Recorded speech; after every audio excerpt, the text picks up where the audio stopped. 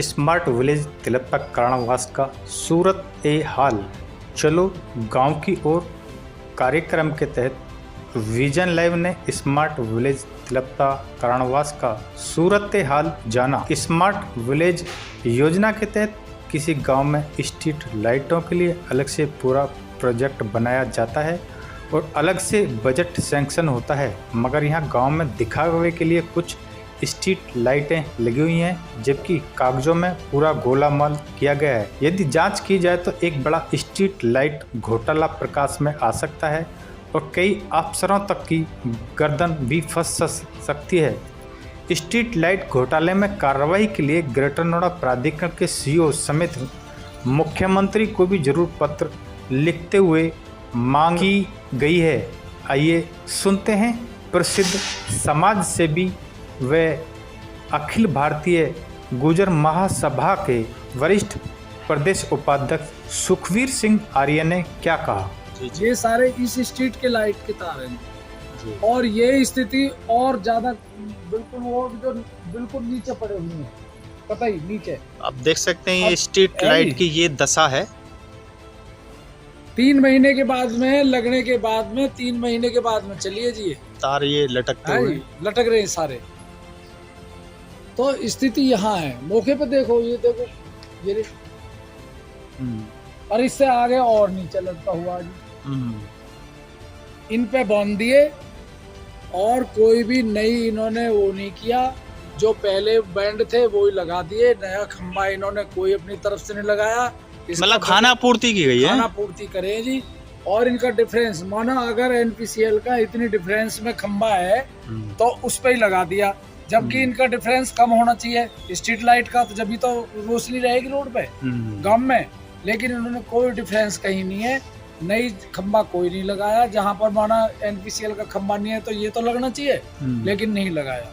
तो स्थिति ये है जी, भारी करप्शन है इसमें। 3 महीना क्यों नहीं आई स्ट्रीट लाइट, इसका बिल जबकि लगातार जा रहा है। अथॉरिटी जो है वो बिल देती है इनको।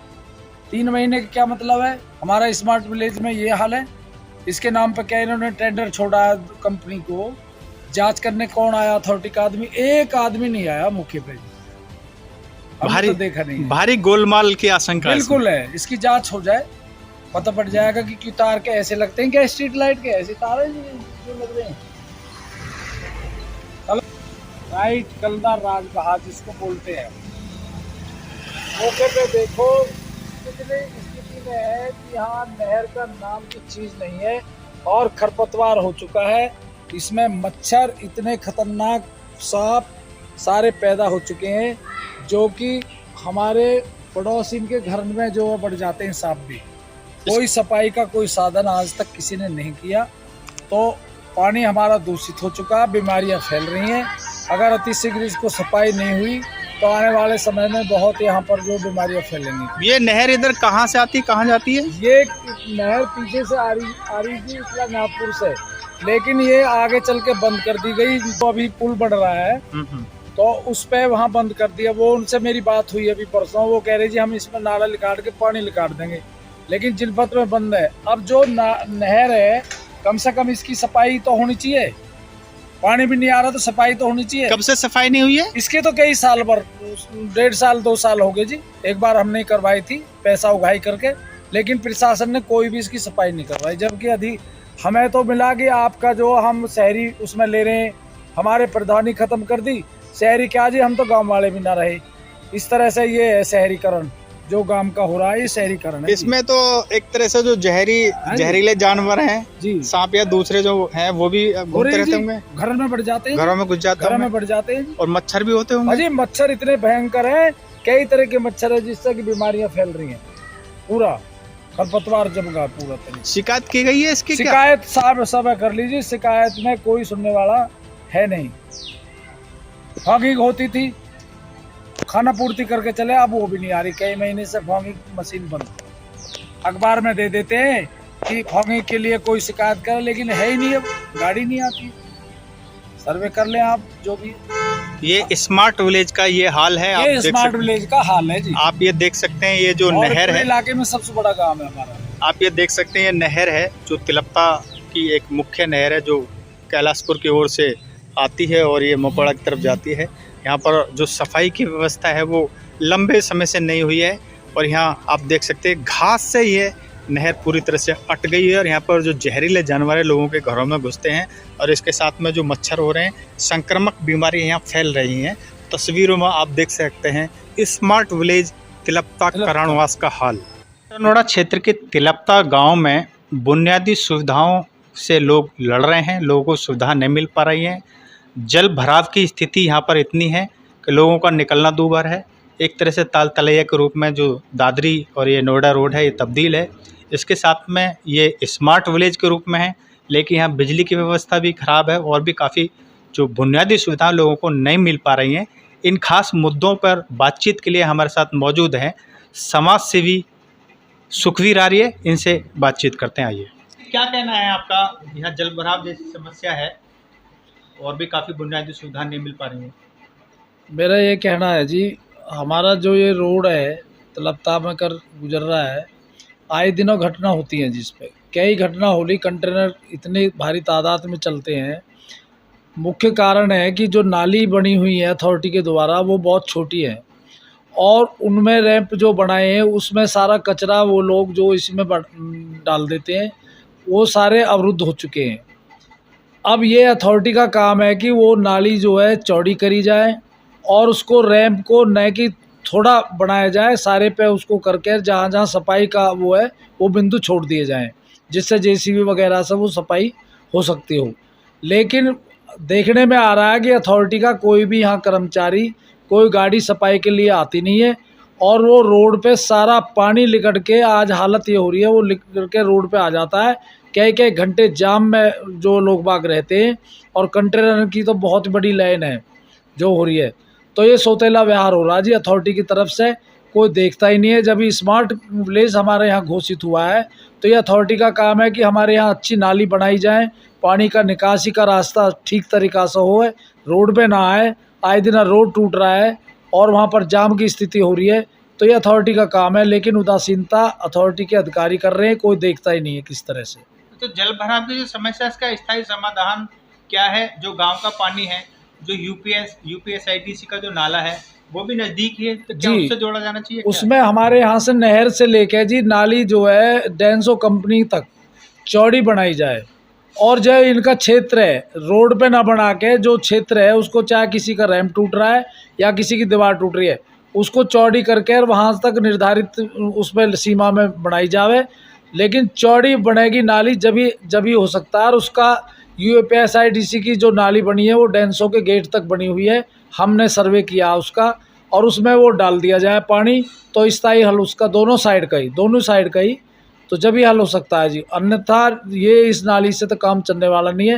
रोड पे पानी आएगा और ये नाली भर चुकी है, मौके पर आप देख सकते हैं इसको जा करके, जब ही समाधान हो सकता है। अब चूँकि बरसात का मौसम चल रहा है तो जल भराव की हालत ये है कि जो दादरी मेन रोड है तिलपता के गांव के अंदर कई फुट पानी भरा हुआ है। आज भी जाके देख लो जी, वहाँ रोजाना पानी रहता है जी वहाँ पर, और पानी इतनी तादाद में होता है कि जाम को इतना बढ़ावा है कि गाड़ी चलती ही नहीं है वहाँ पर।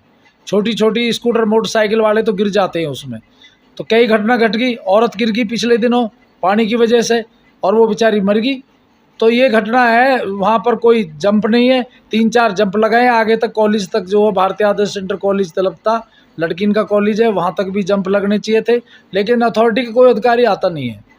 यानी जो स्पीड ब्रेकर हैं, स्पीड ब्रेकर जो पहले भी यहाँ हाँ जी काफी हो चुके हैं, आश्वासन देते हैं जी। पहले जब घटना हो जाती है लोग बाग धरना प्रदर्शन करते हैं और यहाँ पुलिस प्रशासन आता है, आश्वासन देते हैं और वो फिर जो तीसरे हो गए वो रह जाता है, लेकिन वादे पूरे नहीं करते सही। क्योंकि यहाँ जो कंटेनर डिपो नजदीक है जी, तो जो कंटेनर आते हैं इस रोड से वो गांव से होकर गुजरते हैं। बिल्कुल। तो जो स्पीड ब्रेकर लगवाए हैं गांव में, कुछ चुनिंदा जगह पर ही लगवाए हैं। 4-5 लगे हुए हैं जी। आगे तक लगने थे, कंटेनर तक, कॉलेज के सामने तक, नहर पे लगने थे, मंदिर पे लगने थे, लेकिन वो नहीं लगे अभी, वो तुरंत लगने चाहिए। बात कॉलेज की करें तो इसी मेन रोड पर जो इंटर कॉलेज है, बालिका इंटर कॉलेज भी है और वहाँ पर बच्चे भी गुजरते हैं, टीचर भी गुजरते हैं, तो वहाँ भी स्पीड ब्रेकर अभी नहीं लगवाया। नहीं लगे जी वहाँ पर जो है, और रोड पे आप देख सकते हो, रोड पे बच्चे खड़े रहते हैं, जो लड़कियां हैं वो खड़ी रहती हैं। वहाँ कंटेनर जो बहुत तेज़ गति में जाते हैं। कोई स्टॉप आज तक अथॉरिटी के द्वारा नहीं बनाया गया कॉलेज के सामने। कम से कम स्टॉप बन जाए वहाँ पर, तो बारिश में बच्चे खड़े तो हो सकते हैं। आप जाके देखो कि कितने दूर तक बच्चे खड़े रहते हैं, तो स्टॉप भी वहाँ बनना चाहिए। अच्छा, साफ सफाई की बात करें तो तिलपता गांव से ही ये एक पुरानी नहर जो होकर जाती है, जो मकोड़ा की तरफ जाती है, इधर कैलाशपुर या स्वराजपुर की ओर से आती है। देखा गया कि पिछले काफ़ी लंबे समय से इसकी सफाई नहीं हुई है और एक तरह से जो नहर है ये कूड़े के कचरे के ढेर में तब्दील हो चुकी है। इसमें घास भी कई तरह की उगी हुई है। क्या कहना है इसमें? पानी आता नहीं है जी, और जो पानी ना आने से खरपतवार इसमें पूरा इकट्ठा होगा। इसमें नीरे कोरा पन्नी भरी रहती है। अथॉरिटी ने कोई भी आज तक इसकी सफाई नहीं करवाई है जी। ये तुरंत जो है सफाई होनी चाहिए, लेकिन इसका सौतेला व्यवहार हो रहा है अथॉरिटी का। कोई अधिकारी आता नहीं है और इसमें गंदगी के कारण जो है बीमारियां फैल रही हैं। जो आसपास में रहते हैं वातावरण दूषित होगा, पानी में स्मेल आती है। इसलिए तुरंत इसकी सफाई होनी चाहिए अथॉरिटी के द्वारा। लोगों का ये भी कहना है कि इसमें जो जंगली जानवर भी हैं वो जहरीले जानवर क्या जी, जहर इसमें तो कोई फॉगिंग नहीं होता। पहले आती थी, एक दो बार आई, आज कई महीने हो गए कोई फॉगिंग इसके अलावा की या किस तरह की फॉगिंग जो है इसमें कोई भी नहीं आ रही। उनकी गाड़ी जो अथॉरिटी के द्वारा होता था, कीड़े हो रहे हैं जी, मच्छर ज़्यादा पैदा होगा इसमें। अच्छा, सवाल यहाँ ये भी आता है कि जो ग्रेटर नोएडा क्षेत्र का तिलपता कर्णवास गांव एक महत्वपूर्ण गांव है और इसको ग्रेटर नोएडा प्राधिकरण ने स्मार्ट विलेज के रूप में विकसित करने के लिए चयनित किया गया, लेकिन इन सब के बावजूद भी यहाँ जो बुनियादी सुविधा है वो नहीं मिल पा रही है। साफ़ सफाई की हालत बड़ी ख़राब है और दूसरी जो बिजली की व्यवस्था है वो भी यहाँ लचर है। तो ये बताइए, जो यहाँ लाइट है जो लगी हुई है, पथ प्रकाश की जो व्यवस्था, वो क्या है यहाँ पर?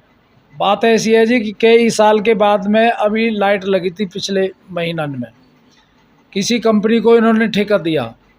लेकिन एक बहुत ताजुब है कि वो लगा के उन्हीं खम्भों पे लाइट को चले गए, स्ट्रीट लाइट जो लगी थी उन्हीं पे चले गए, और वो फिर करीब 15 दिन चली, वो सारी बंद होगी।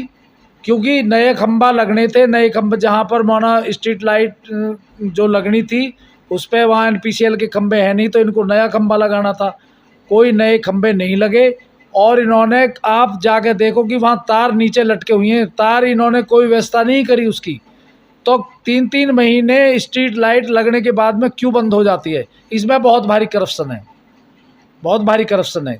कौन लोग पैसा देता है, कौन इसको अदा करता है, मौके पर कोई देखता नहीं है कि स्ट्रीट लाइट लगी है इस गांव में, लगी है या न लगी है, बढ़ रही है नहीं बढ़ रही है। इसकी एक समिति आके जांच कर लेना आके कि कैसे तारबंदी हो रही है। यानी स्ट्रीट लाइट लगाने के नाम पर सिर्फ दिखावा किया गया, दिखावा, खाना पूर्ति की। बिल्कुल बिल्कुल। आपको लग रहा है इसमें गोलमाल किया गया? इसमें गोलमाल नहीं, भारी भ्रष्टाचार है जी, बिल्कुल खुलेआम से। इसकी जांच की जाए, बिल्कुल जांच की जाए, जब भी पता पड़ेगा कि, और मौके पर देखा जाए कि इसमें तार कैसे लटक रहे हैं नीचे स्ट्रीट लाइटों के। सारे गांव में ये स्थिति है, 3-3 महीने लाइट नहीं आई। तो इसलिए मुझे तो लग रहा है कि इसमें बहुत भारी करप्शन है, इसकी जांच होनी चाहिए।